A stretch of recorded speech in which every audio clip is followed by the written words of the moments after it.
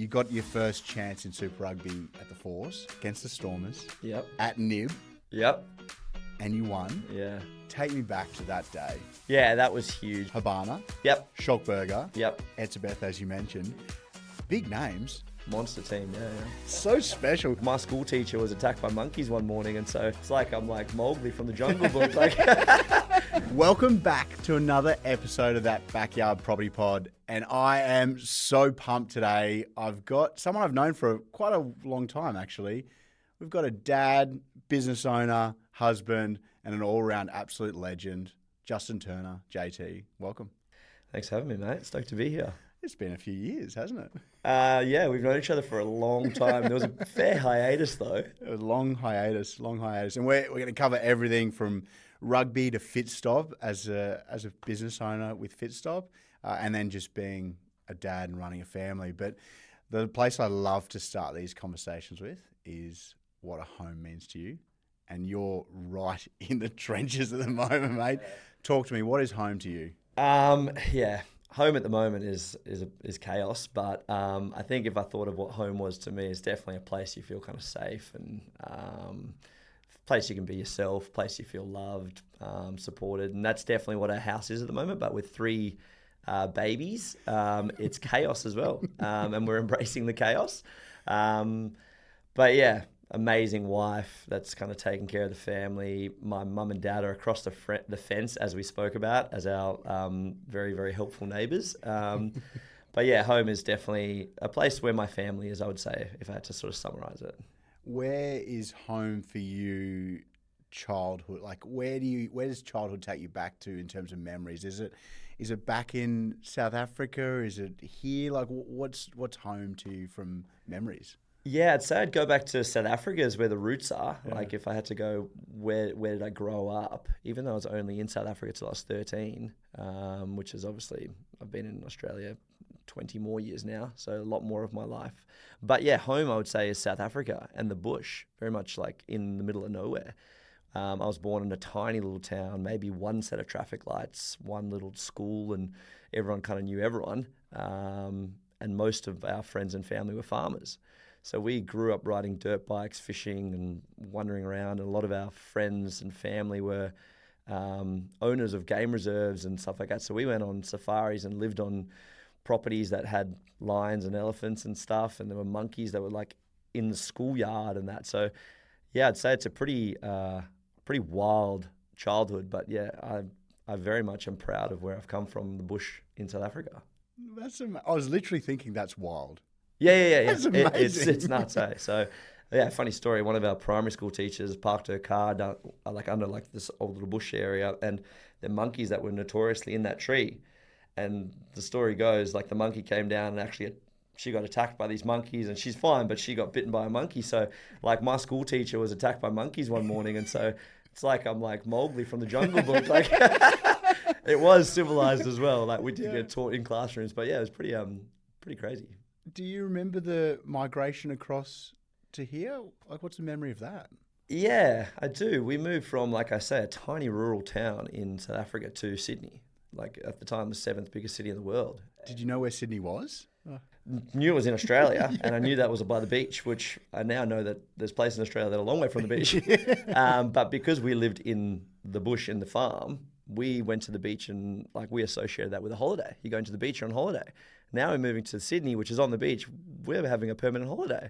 So, and that novelty didn't really wear off for a long time. And my parents are amazing at making sure that we moving our whole family across the world. And my mum and dad were amazing at making sure that we settled in and we were always going to live by the beach, because me and my brother were like, we're going to the beach now. We live on the beach. So we lived on the northern beaches in sort of Brookvale, Manly, a really kind of amazing area in Sydney. That transition was tough, obviously leaving a lot of friends and family, but we were still fairly young. So we're able to kind of just jump straight in and make new friends and adopt the Aussie way of living. Were you playing rugby at that stage? No, in South Africa, funnily enough, which is all rugby, we were at a little English-speaking school in what was predominantly an Afrikaans environment with these a lot bigger kids. So my parents kept me safe and made me play soccer. But as soon as we got to Sydney, actually started playing rugby league. Yeah, so Sydney being huge for league. Started playing rugby league, got my first taste for it, and then pretty quickly transitioned. My dad got me across to Union, and that's where the rugby sort of journey probably started. Bit more sophisticated. Little bit more sophisticated. I think my dad was a bit like, if you're going to play rugby, you're going to play the proper rugby, not this like tackling touch version. Do you talk to them much about that move across? Because obviously now being a parent, you would have looked at them as parents and knowing everything. And now as a parent, you're like, well, I don't know anything more than what I did pre-being a parent. Like, do you ever talk to them about it coming from a parent-to-parent perspective? Probably don't really as much as I could, but I do know, and I have thought about, gee, that would have been a hard decision because my dad owned a business, mum had a really successful like travel agency business, so two business owners. My brother had just been accepted into where he would have gone for his high school in boarding in Durban, which would be in Michael House, a really good school, and so like the life path was kind of set up. And so they uplifted our whole family and moved across the world, where the only reason we came to Sydney was because that's where my mum's brother was. So my uncle and my cousin was here, or in Sydney. So, but what a huge call. But the sacrifice they made, because that's where their whole network was, their whole like childhood friends they grew up with were there with their kids. But they did it for my brother and I, for the future and the security of our family. So super, super grateful that they did that and sacrificed what they did. But in terms of putting myself in their shoes, I probably haven't really considered it as much as I could. But now as a parent, the thought of moving to another suburb is scary, let alone across the world with all your belongings and everything, your dogs and stuff. So pre-internet too. Pre-internet, yeah. So you're not as connected as we were, as we are now. So yeah, huge sacrifice they made. But I mean, the opportunities me and my brother have now in the life we live is all thanks to them. So yeah, very, very grateful that very special. And I guess now that they're getting to live vicariously through you with the kids as well, being next door or behind.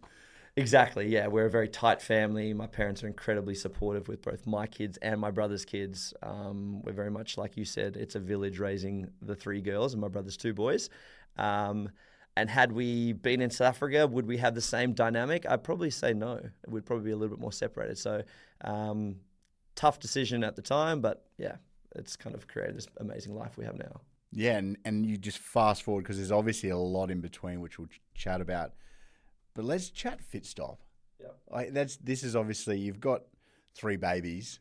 Yeah, true. And you'd call Fitstop, well, 2 Fitstops. Yeah. Your 4th and 5th baby. Yeah. How did that start, and where is it now? Yeah, Fitstop came about post rugby days. So I spent a lot of time in the gym rehabbing my broken body from all the injuries, as you can sort of attest to, get battered up on the rugby field. Spent a lot of time in the gym just doing rehab. So got to kind of really know the body, anatomy, training, different energy systems. And then through that and spending a lot of time on the sideline, ended up getting my cert sort of 3 and 4 in fitness and just kind of ticked the box really. And then traveled and was working as a PT, but didn't really think of anything opening a business with it. It was more just kind of filling my time until I found something that I was going to do long-term post-rugby. And then Dane, my best mate from school, Wallaby, really, really successful rugby player in Australia and all over the world, Japan, France. He finished up and he kind of had always backed me with everything I'd done. So huge shout out to Dane. He said, mate, you're so good at this fitness stuff. You're so passionate about it. It'd be a waste if you transitioned into the next chapter without kind of having something a little bit more significant behind you. And so we started spitballing ideas around like, what does a fitness business look like? And we looked at F45s and the BFTs and everything. And we never really kind of really resonated with any of those group fitness styles. So we started coming up with our own thing. And we didn't know what the name was going to be, but we knew we wanted to be sport focused, like have a point of difference around team training. And we got quite a long way down this like business development idea, a lot of whiteboard sessions for a couple of months. And then we found Fitstop.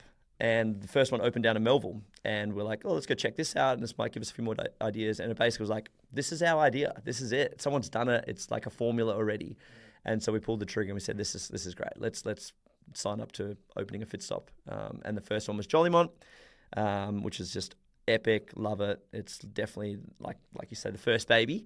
And still going strong now with a great team and a great core of members. And then a year ago, we opened Karen up. and on a great trajectory as well, with an awesome team led by Kate, who's killing it, and a great member base, one of which is yourself, sweating his butt off every day. So, yeah, it's been a really fun journey of following my passion for fitness, but, yeah, steep learning curve with the business side of things too.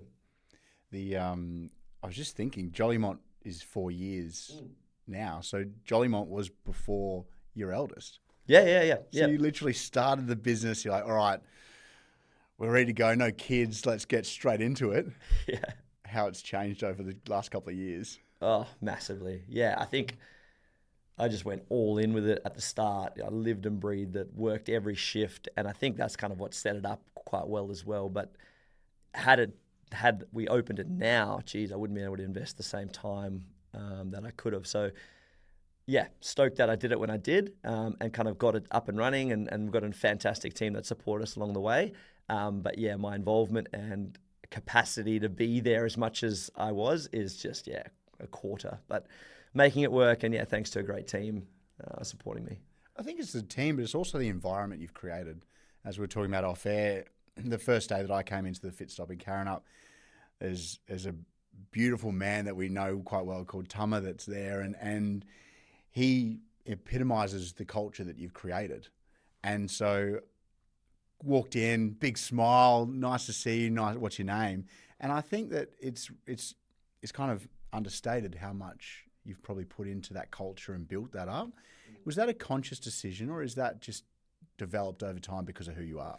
Yeah, no, I definitely wouldn't say it would be a conscious decision. Like, I'm going to go out and try and create this vibe and find Tummers everywhere. Trying to find Tummers, yeah, who's just an absolute legend. So it certainly wasn't something I intentionally went about, and I don't think it could be done authentically if you did intentionally go, I'm going to try look for these like people and try let them be these raving fans that just kind of foster this community. So it started slowly, and it's taken a long time to build the culture, and naturally those people are attracted to these environments, and yeah, they are a big part of driving the community, and yeah, so nothing intentional, but a lot of hard work, recruiting the right people, and leading from the front as well. Like, I was there, like I say, a lot in those early days at Jollymont, and probably as well as at Karrinyup.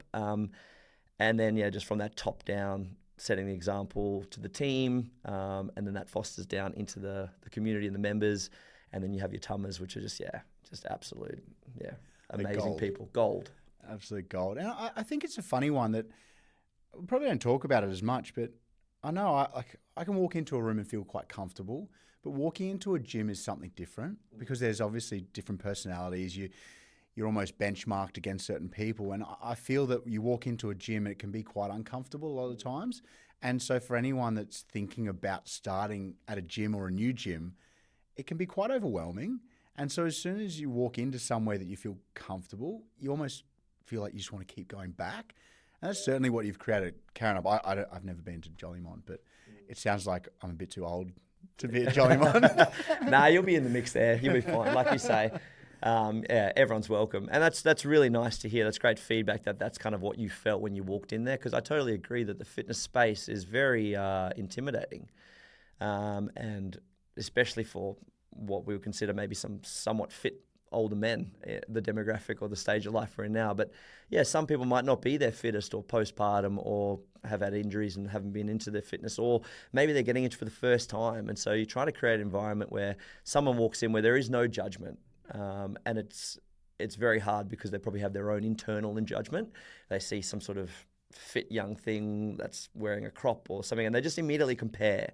And I think that's just human nature. But we try to create an environment where you're here to get better. We're all here to get better. And it doesn't matter if you get paired up with the CrossFit athlete or if you get paired up with a first-time mum. We're there to back each other, help each other out.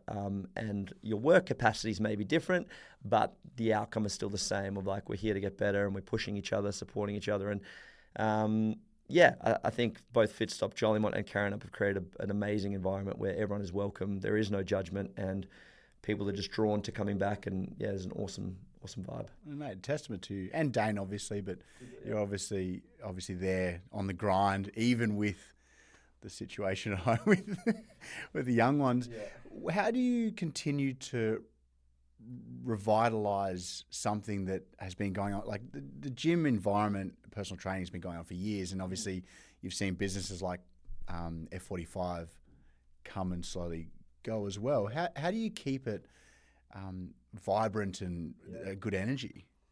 Yeah, it's a challenge. It's like, I think any like relationship requires constant work. It really does. And I think in the start, there is that initial excitement where it's all new and fresh and there's a bit of a sparkle to it. So the honeymoon period certainly wears off. And I'd say for Jollymont, coming up to that 4-year point, it's hit a bit of maturity and maybe that shine might not be there, but there still is this incredible Jollymont vibe, we call it.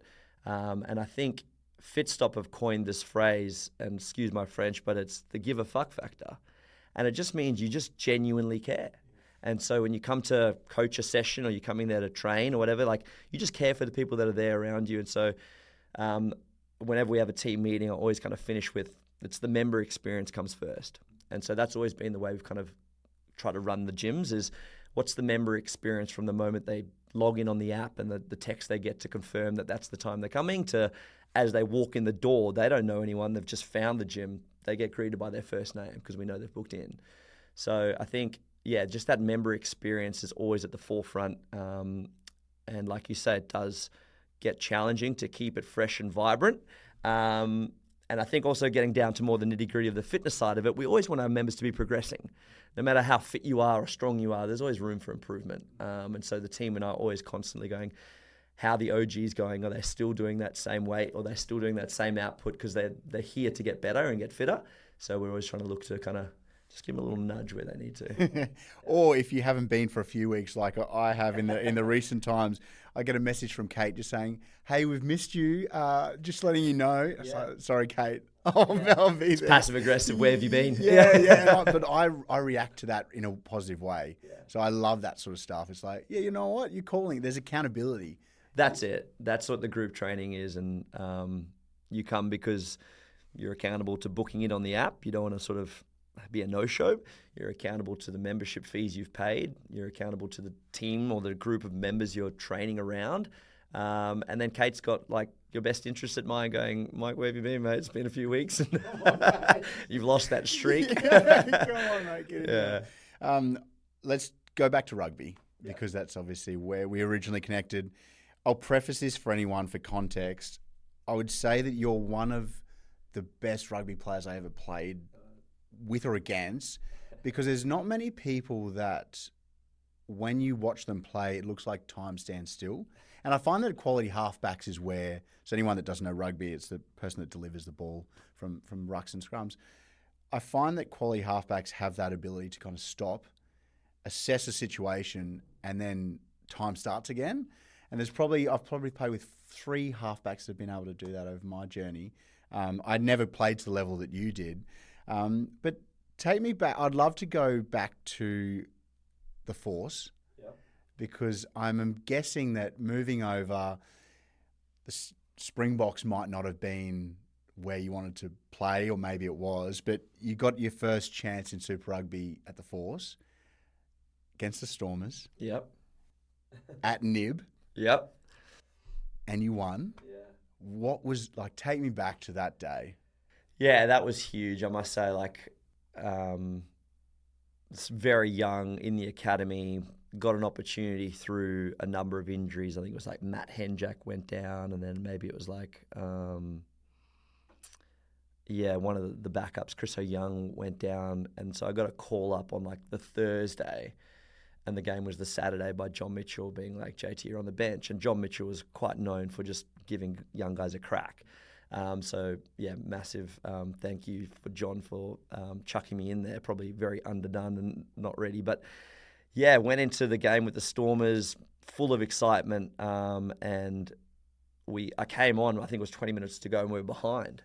Whole family in the crowd, like home game in Perth. All my mates were there and stuff. So yeah, it was just buzzing, and went on and just kind of I don't know, I've kind of always had that when I'm on the field, like you kind of hear coaches say, like players kind of just, their eyes roll over and they become a different person. I'm quite a conservative, quietly spoken person, but on the field, I'll kind of like I'm going to have a crack. Like, and so I still remember an incident where, who's the massive lock for Itzebeth? He was playing for the Stormers at the time. And like I was 19 or something like that, and I like the ball, and we got a penalty, and he had it, and I just like ripped the ball off him, like pushed him, and like I look back at that footage now, I was like, I blacked out. Like, why would I do that? Like, I was asking for trouble. But that's kind of just my attitude I've had on the field, like just have a go. Like I really kind of back myself a little bit on the field. But yeah, an incredible game. We came back and ended up winning after the siren with a drop goal.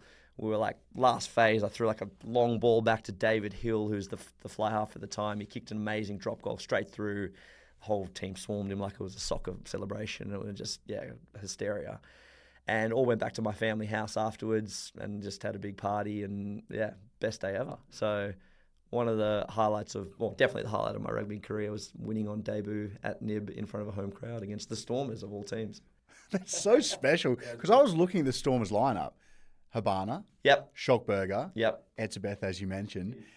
Big names. Monster team, yeah. And big people too. Yeah, giants. We don't think we'd ever beaten them at home. It was a big night, huge milestone, I think, for the Force in general. And got my debut and went on to play most of the games for the rest of that season. Went on tour to New Zealand and South Africa, and played against the Highlanders, went to like Queenstown, and started this just dream run of my shortly lived rugby career, but soaked it up. We'll get into why it was so short in a bit. But like, what was that like to kind of go from a 19-year-old in the academy with the dreams of playing, obviously professionally, because that's what you were trying to achieve, to then traveling with the team, full kit, being named starting halfback? Like, what was that like? Like I say, it didn't feel real. It was like this dream. Like I'd grown up watching these guys and like traveling with like Matt Giddos and like Drew Mitchells and playing under Sharpie and like sitting in team meetings and being called on for like what the call is for that play, and like still pinch myself thinking that was a chapter in my life. But I absolutely loved it. It was amazing. And I think the longer you have as a career, maybe the more you not take it for granted, but you've done it. And so someone like Dane, who had a 10, 15-year career, living in hotels and living out of a bag, the novelty wears off. Whereas for me, it didn't. I was like, this is the best thing ever, because it was only like 4 or 5 years where I was traveling. You flying business class as a 19-year-old. I was a small guy. I could lie sideways across the chairs. Staying in awesome hotels, traveling with your mates, essentially. It was like, traveling with my best mates. Like, had like James O'Connor I was really friendly with at the time. Obviously, Dane was there the whole time. Poey was Pocock? Yeah, Dave Pocock. He was like our age, which is crazy to think. But playing with these absolute legends of the game and having the best experience ever. So, super grateful for it. Wouldn't trade it for the world. Still have really good contacts that I had during that period. We had our 20-year Western Force reunion a couple of weeks ago and got to catch up with all the likes of those guys, Scott Staniforths and all these guys. So amazing experience. So grateful I had it. It sort of did set me up for a lot of other things I've gone on to do. Did you feel like you belonged to that level? Probably not at the start, I would say. And then after a little bit of time, maybe that first season, which I think was 2008, made the Aussie 20s, and we went to Argentina, and I was like the halfback there. And that's when I was mixing with all the best players in Australia. And I was like, I'm actually on the same level as these guys. And he plays for the Brumbies. And, that's Lockie McCaffrey for the Tars. And then there's like Matty Tamur and all those guys. So you kind of go, maybe I am you got that credibility to be there. After a while, you kind of feel like you do belong, but it didn't come naturally to me to feel like I was a professional player. That's for sure. And then you obviously had a few injuries that... Yeah, just a couple. one or two. Obviously, resilience is needed through those periods. What was it like kind of being in that dream run and you're like, this is amazing, I'm on the trajectory to go to where I wanted to get to then be crippled by something that was out of your control?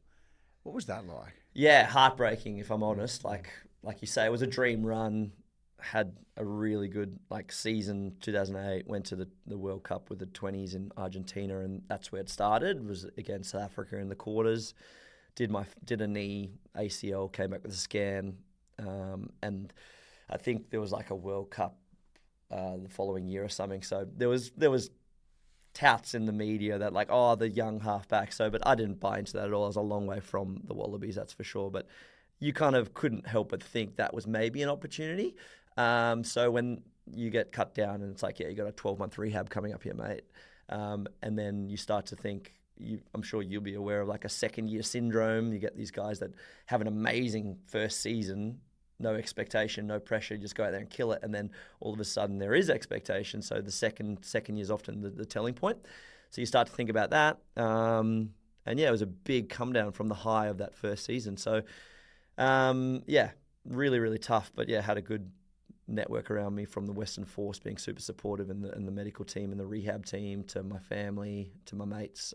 So grinding my way back. But then, yeah, we can go down that road, I guess. But yeah, another ACL before getting back to playing.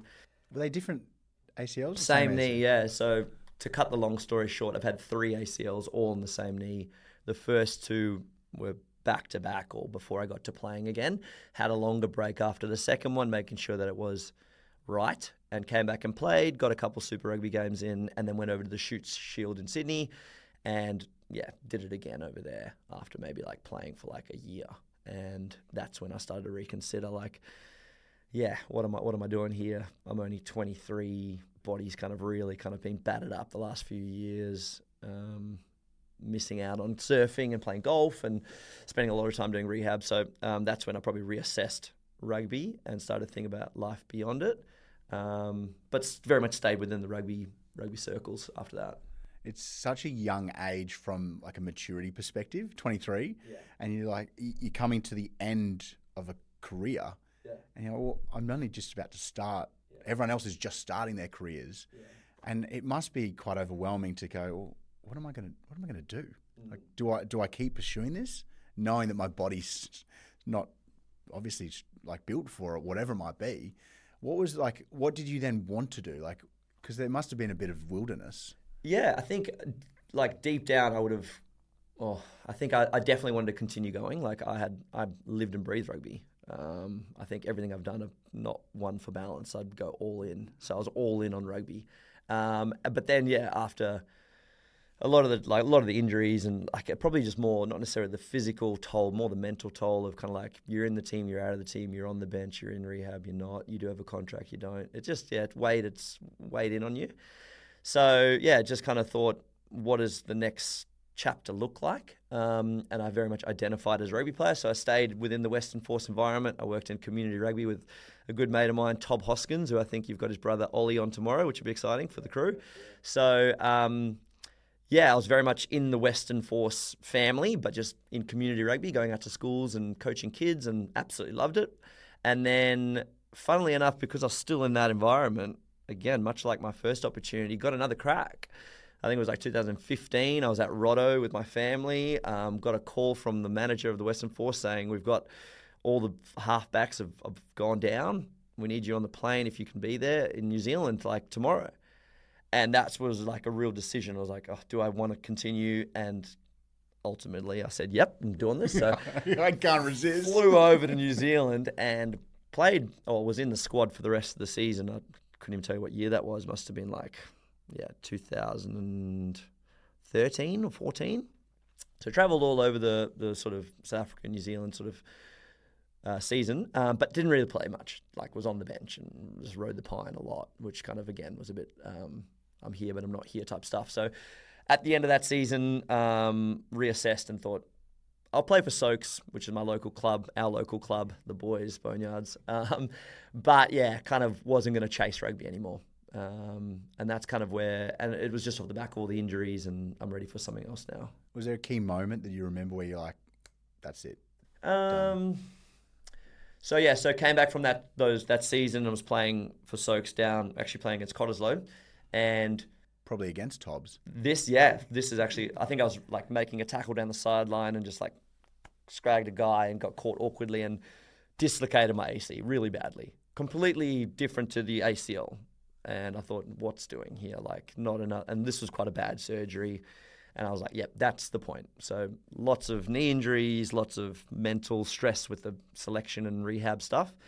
And then this was like probably the cherry on the top. I was like, I'm not doing this all again, not with a shoulder niggle. So probably came back from that. But whilst I was rehabbing and getting back to normality, I was like, okay, what am I doing next? And that's when the fitness, Cert 3, Cert 4, PT, fitness sort of passion sort of started to take off.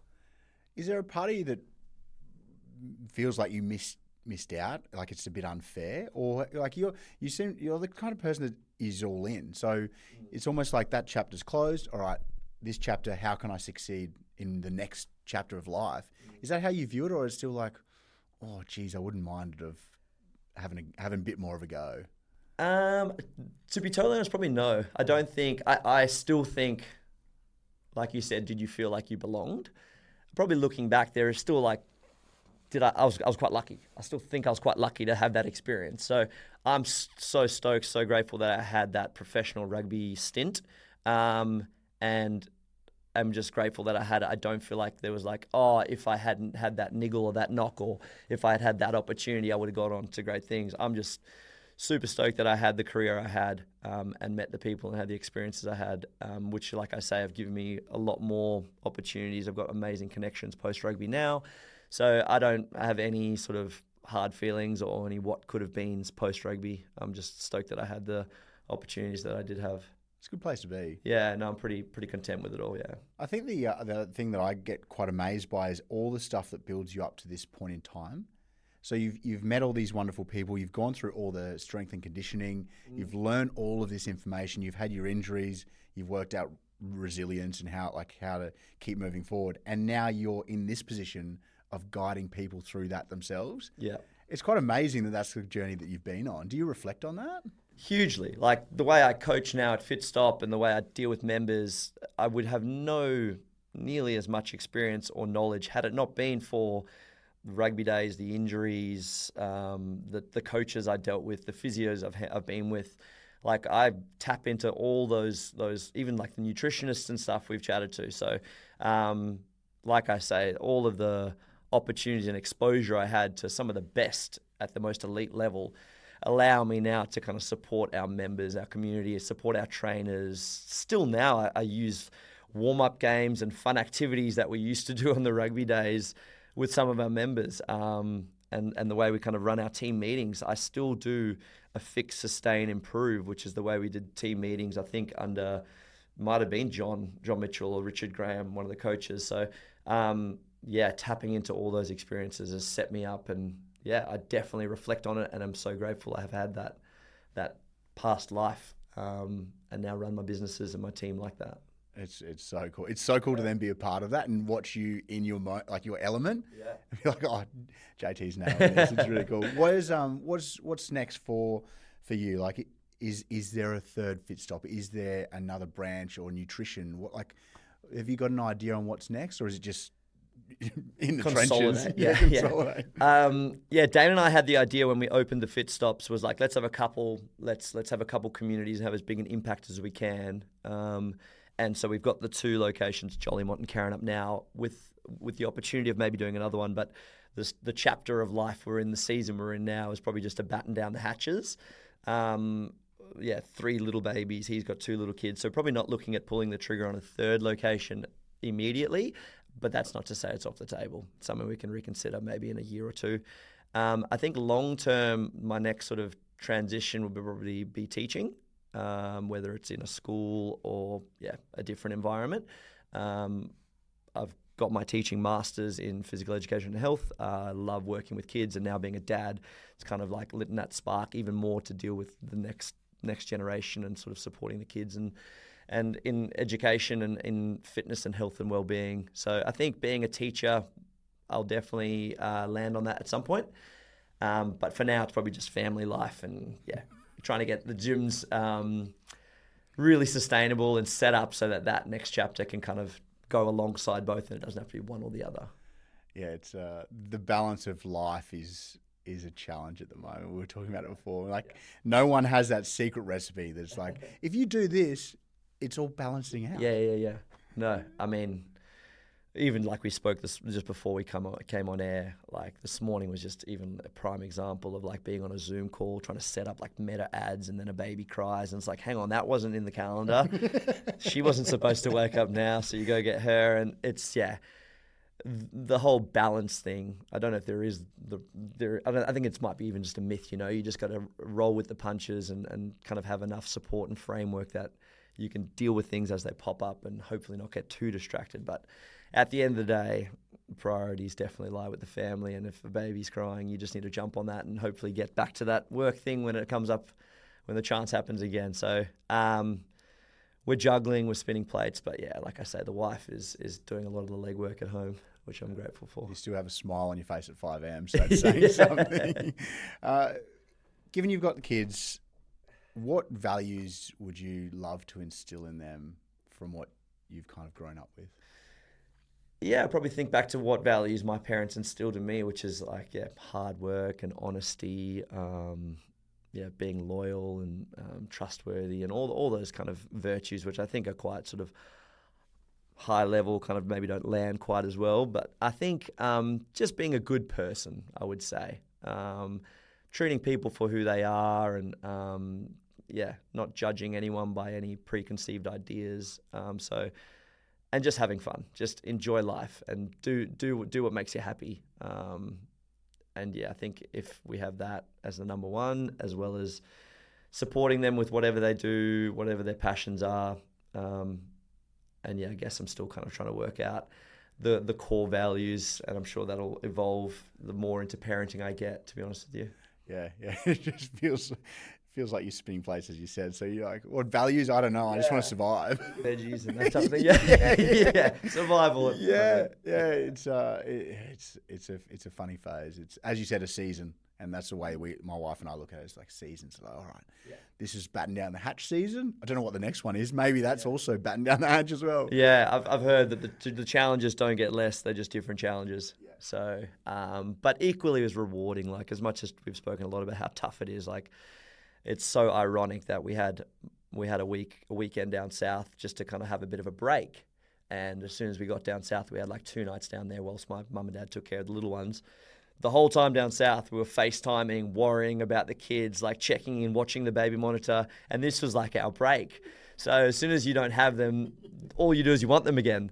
And it's the same as when you put them down at night. The first thing you do is you pull out your phone, you look at the photos you took today. And so it's a funny dynamic of like when you're with them, it's so tough and so hard. But when you're not with them, all you want to do is wake them up and be with them again. So, it's the challenges are so tough, but it's so rewarding and amazing. Loving dadhood. It's so funny you say that, because one of my favourite parts of the day is walking in on our daughters when they have just fallen asleep. And it sounds crazy, but like my wife and I jump out. We're like, all right, they're both asleep. Let's just go look at them. And you really admire them for like their own little beauty, and realize how tough it was to get them to sleep as well. Yeah, absolutely. So there is a bit of that reward. You're like, oh, thankfully you're asleep, and you're also cute as well. Yeah. I love rounding this chat out with talking about what you're proud of, because I don't think we get to do that as much as adults, and we're trying so hard for our kids to do that. And our 5-year-old is she struggles a bit with social settings sometimes. Yeah. And now she understands that she's got to let her butterflies fly away. And then afterwards she goes, I'm proud that I did that. Oh, cute. And so I don't think we do that as adults. No. And so I'd love to hear from you, professionally, personally, what it might be. What are you most proud of? Yeah, probably going back, very proud of the rugby career. I think we've sort of spoken a lot about that, but very, very proud of some of the accolades and achievements and relationships I have through my rugby career. So that'd be one thing. Very proud of the friends I've got, my network of mates. As much as we are all in the same season of this early fatherhood, so we probably don't have as much communication as we used to. But yeah, I'm so stoked that I've got an amazing group of mates that we can all reach out to if we did need to. Call on them at any point. So proud of my family, probably most proud. Like my wife is, like I say, is amazing. Our little daughter, little Turner tribe we've got is just incredible. The gyms, I guess, yeah, it's probably the thing I'm most proud of in my professional life.